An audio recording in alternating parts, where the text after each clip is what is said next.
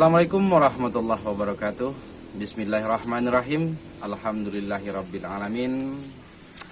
Para pemirsa channel Hidayah Minang, sanak saudara di rantau maupun di kampung, pada kesempatan kali ini kita akan mengangkat tema tentang konsep silek dalam kerangka politik dengan metode pembelajaran surau dan sasaran dengan kurikulum langkah dan pelangkahan. Sebagaimana yang telah sama kita ketahui bahwa silek berawal dari surau dan sasaran. Surau sebagai tempat mengaji, belajar, mempelajari berbagai pengetahuan dengan sumber yang jelas, yaitu kebenaran, dengan referensi wahyu dan ilham. Diperkuat dengan isyarat gejala alam, sebagaimana pepatah atau filsafat mengajarkan, di balun seleba kuku, di kambang seleba alam, alam takambang jadi guru, bumi jolangi kata ladan. Memperhatikan setiap sisi, menganalisa setiap inci dengan memperhatikan posisi dan situasi, mencoba menelusuri setiap informasi dengan mengumpulkan data untuk menemukan definisi dari setiap konteks kejadian. Kemudian merumuskan semuanya untuk menemukan esensi yang dapat dipahami dalam mencari kebenaran. Untuk menguji pemahaman, maka sasaran menjadi wadah sebagai tempat mempraktekkan seluruh pengetahuan yang diaplikasikan dalam bentuk gerak langkah sebagai sikap dan perbuatan, serta tindakan dalam berbagai situasi dan kondisi. Ujian ini biasa diistilahkan dengan melangkahi kaji di halaman. Artinya mengaplikasikan seluruh pemahaman dari setiap materi yang dikaji dengan seluruh disiplin pengetahuan. Sasaran sebagai wadah pembelajaran, di sana akan dilihat kemampuan dan pemahaman seorang anak didik atau anak sesian. Bagaimana mereka memahami ilmu pengetahuan, diukur kemampuannya, analisanya, instingnya dengan seluruh keadaan.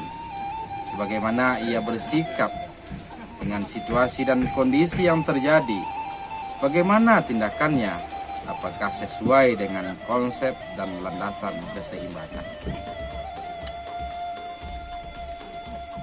Setiap sikap yang terlihat dari gerak langkah menggambarkan tentang kemampuan dan pemahamannya.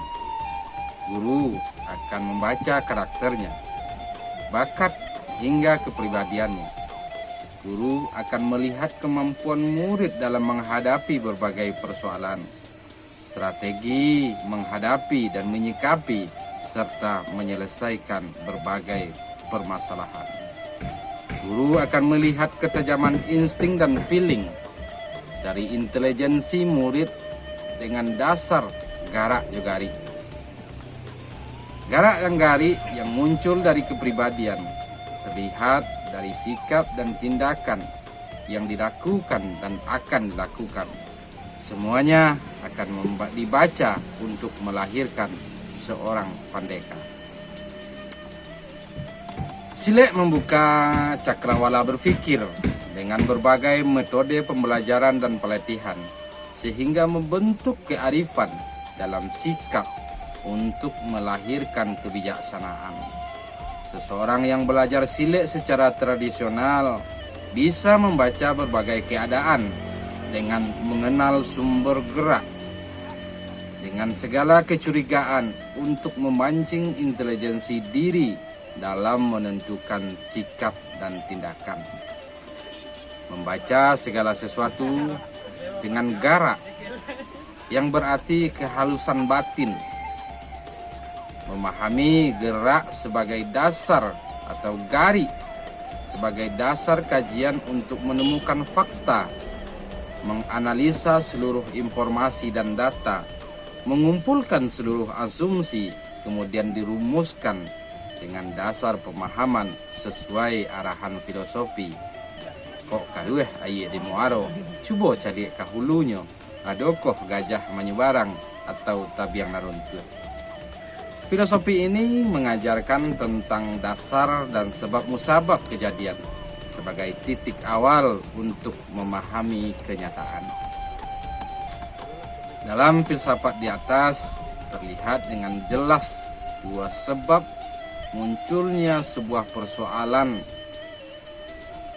yang diisyaratkan dengan ungkapan kok karuh aye de muaro,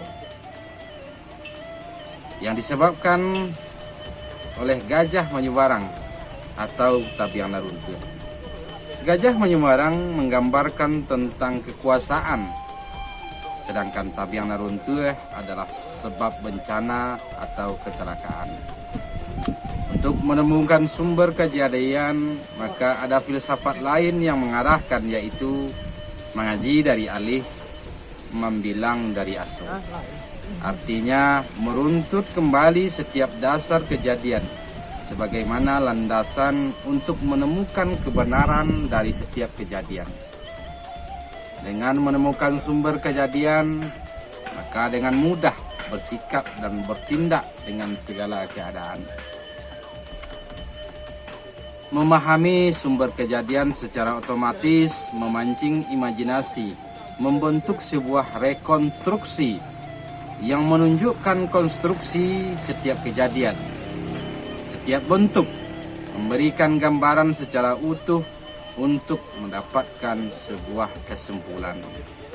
Maka kesimpulan menjadi kunci penting untuk menemukan kebenaran.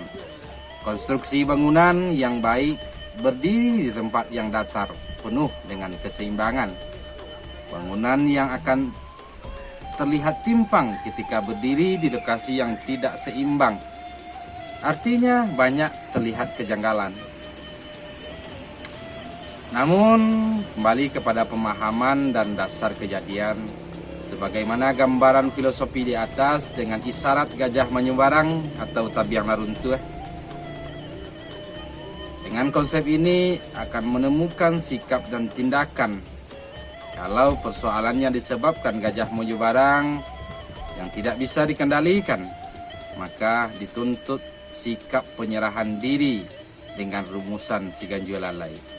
Gerak lembut mengikuti kekuatan yang wujud dalam kekuasaan, yang diharapkan ada kesadaran maupun penyadaran. Dalam pertarungan, konsep tersebut bertujuan untuk melumpuhkan. Artinya agihkan nan teragak de urang, nak dapet nan teragak de awak. Maksudnya perlawanan dengan menyerahkan diri sehingga kekuatan akan terkontrol dengan kebijaksanaan.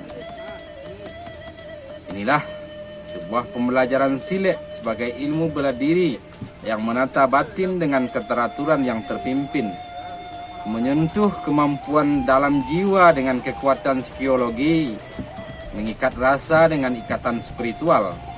Silek memandang lebih jauh.